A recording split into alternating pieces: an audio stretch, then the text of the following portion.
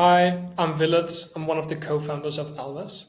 And in this video, I'll show you how to change the amount of days that goes by before Alves cleans up the properties in your email system.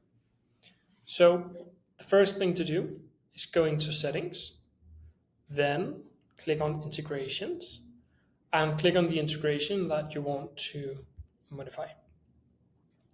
Then you see this drop down right here. You have four options: 1 day, 7 days, 14 days, and 30 days.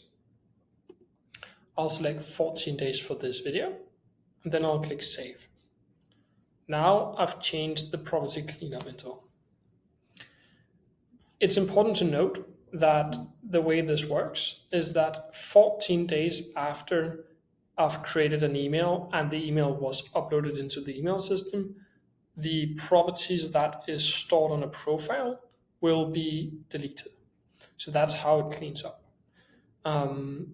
We have 7 days as a standard, but you can select any of these four. That was it for this video. I hope you have a great day. Bye.